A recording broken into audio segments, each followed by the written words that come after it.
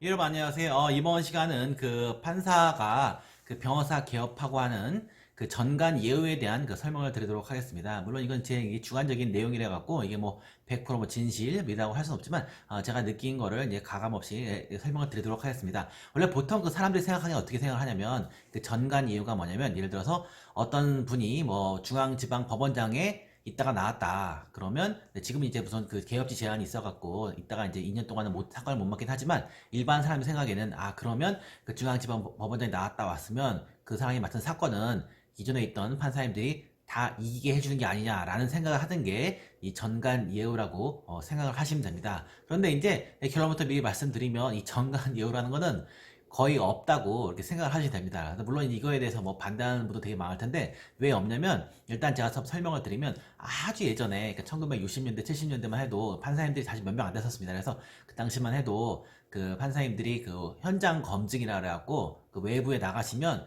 거기서 이제 막걸리도 먹고 이제 변호사들이 보통 양쪽 변호사 같이 나갑니다. 그래서 원고피고 같이 변호사 가서 같이 돈을 내가지고 밥도 사드리고 뭐 이런 적이 있었고 그리고 이제 80년대 후반만 해도 이것도 뭐 전해드린 얘기는 하지만 사법연수원만 들어가도 사법연수원이 2년차 때면 그 15를 나간다고 하면 15를 나가면 그때 그쪽에 뭐 예를 들어 뭐 동부지방 법원에 갔다 그러면 거기 계신 변호사님들이 사법연수원생들 고생한다고 그 상품권도 주고 밥도 사주고 그 다음에 뭐 거기에 있는 뭐 여러 법원 직원들 밥도 사주고 뭐 술도 사주고 했던 일이 예전에 있었습니다. 예전에. 그러니까 80년대 후반. 근데 90년대 초부터 이제 그때 예전에 뭐 대전 비리 사건 뭐 이런 거 나온 다부터 점점 이 판사님들이 변호사 분들이 모임에 안 나가기 시작하고 그다음에 동창 모임도 점점 안 나가기 시작했습니다. 그러다가 그러니까 이제 일부 외부 변호사하고는 거의 연줄이 끊어지고 그래서 변호사님들이 밥을 산다고 하면 판사님들이 거의 안 나갑니다. 그래서 예전에도 제가 이제 일을 해보면 같이 일하던 예를 들어서 같이 일하던 분이 나가셨습니다. 나가서 밥을 산다 그러면 이게 참 그게 다 말을 못 하는데 이게 나가야 되나 안 나가야되는 게 있고 최근 들어가고 이제 김영란법 된다면 이제 어떤 일이 벌어지냐면 그 판사님이나 뭐 변호사님이나 뭐 저랑 다 같이 밥을 먹으면 다 밥값을 똑같이 냅니다. 똑같이 내기 때문에 거의 뭐 그 판사가 변호사한테 밥을 얻어먹는다, 뭐 술 얻어먹는다 이거는 거의 있을 수가 없고 그리고 예전에도 뭐 10년이 넘었지만 그 당시만 해도 판사님들한테 일종의 그 카드가 있었는데 무슨 카드냐면 이 밥값 같은 카드입니다. 그래서 그 당시에 그 판사님들이 한 30만 원, 부장 판사님은 70만 원인가 한 한도가 있었는데 그 당시에 되게 특이했던 게 뭐냐면 지금이 아니 많이 바뀌었는데 복지 카드 뭐 이런 건데 그 당시에는 아예 그걸로 밥만 사 먹고 책 같은 것도 못 사겠습니다. 그래서 그거 준 이유가 뭐냐면 딴 데 가서 밥 얻어먹지 말고 그냥 밥을 썰어 그러니까 밥값은 그걸로 해결해라. 그래서 이런 식으로 보통 했던 거였습니다. 그래서 대부분 판사님들은 외부 변호사 분들하고 일단 거의 접촉을 안 한다고 생각하시면 되고 특히 이제 전화도 아예 못 받아요. 그래서 일단 외부 변호사님 모이면은 잘 나가려고 하지도 않고 잘 엮이려고 하지도 않습니다.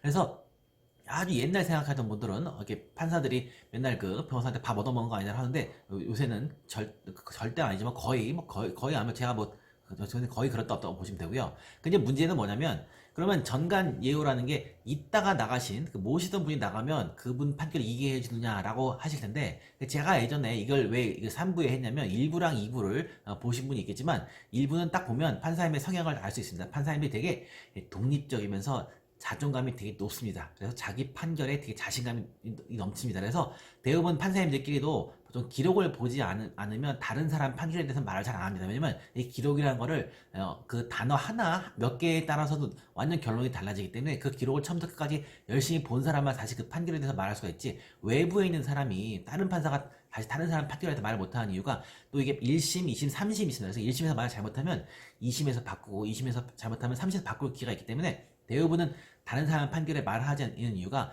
이 기록을 보지 않고는 사실 말을 할 수가 없습니다. 그래서 대부분의 판사님들이 자기 판결을 다 자기가 낳은 그 자식 같은 생각 이런 생각으로 다 열심히 쓰시기 때문에 외부 뭐 그 사건 변호사가 내가 모시던 분이다 내가 아는 사람이다 라고 해서 뭐 결론을 뒤집어 버리기 쉽지도 않고 또 대부분은 3인 합의라면 3인 합의 1심도 3명이 합의하고 2심도 합의라는데 누가 자기가 마음대로 아는 사람이라고 이렇게 하기가 쉽지가 않습니다. 그래서 뭐 이런 식으로 하기 때문에 일단 판결문을 하는 성향이 있고요.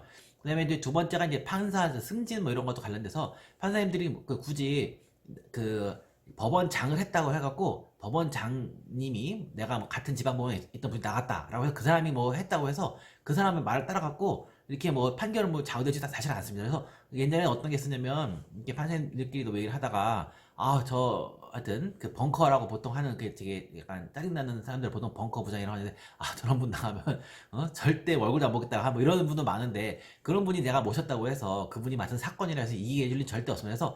그래서 이제 정관 이유는 이제 뭐에 쓰기 좋으냐면 이 변호사들끼리 내가 만약에 소송을 다 졌습니다. 졌으면 제일 하기 쉬운 방법 중에 뭐냐면 상대방이 정관을 썼어요. 그래서 진 거야라고 하면 의뢰인들도 그러려니 하고 넘어갑니다. 그런데 내가 실력이 부족해졌어요라고 하면 의뢰인은 절대 그 말을 안 믿습니다. 그래서 상대방이 정관을 써서 우리가 진 거다. 아니면 우리도 같은 정관이고 상대방 정관이다 그러면 저희가 돈을 더 썼어요 라고 말을 합니다. 그래야 의뢰인한테 돈 받기도 다시 쉽습니다. 이런 식으로 하는 것 때문에 이 정관 예우라는 게 그 영향력을 발휘해갖고 갑자기 막 질사건이 이긴다거나 하기가 쉽지가 않습니다. 그래서 만약 그렇게 되면 뭐 세상의 모든 사람들이 못하라고 판결을 합니까? 그냥 판사한테 직접 돈을 주고 말지.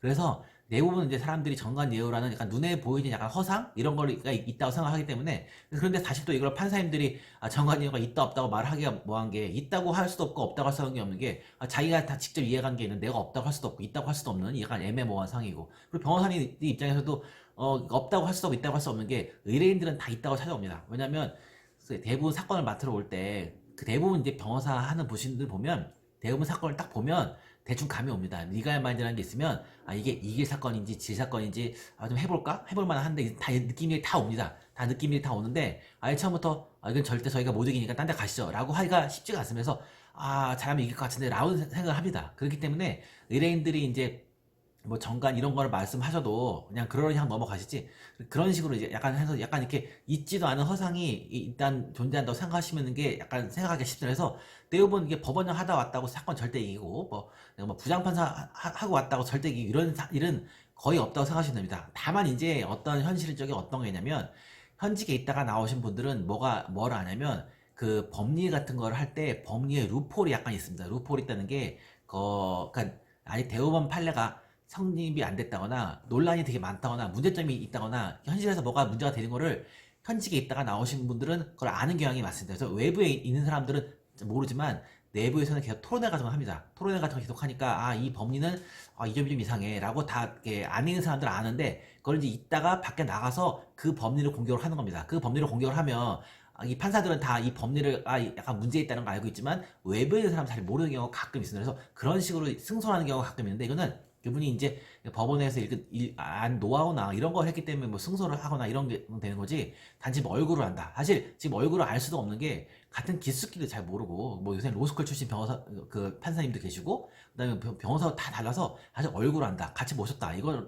단지 얼굴 값을 한다는 거는 사실 뭐 거의 불가능한 일이라고 생각하십니다. 그래서 정관 예우라는 게 물론 그 사람들이 믿고 싶어하긴 합니다. 왜냐면은 의뢰인 입장에서는 내가 지금 돈 2억 3억을 더 써라도 정관이라는 사람을 쓰면은 이길 수 있다고 하던데 그러면 전세 값을 빼서라도 이기고 싶다라고 생각을 할 거고 그렇게 물론 또 변호사 입장에서는 정관을 쓰시면 제가 아는 분이 있는데 그분하고 되게 친해요. 그래서 가면 이제 꼭 이길 수 있습니다 라고 이제 할 수도 있고 이제 소송 브로커 하는 사람들이 다 그런 걸 얘기를 하는데 실질적으로 판사님 입장에서는 굳이 그 돈 누군지도 모르고 그리고 또 한번 사건 이기게 해준다고 그 판사님한테 무슨 이익이 있겠습니까? 뭐 돈을 받는 것도 아니고 그 다음에 그 사람이 뭐 나오고 아무 이해관계도 없고 대부분 판사님들 다 자존심이 높기 때문에 그런 거로는 그게 뭐 허황된 안다고 이기해주고 뭐 직일사건 이기게 하지 않습니다. 그래서 대부분 다 자기 양심이라든지 헌법과 법률에 따라서 판결을 하시기 때문에 거의 뭐 그런 거는 없다고 생각을 하시는 게 마음이 편합니다. 감사합니다.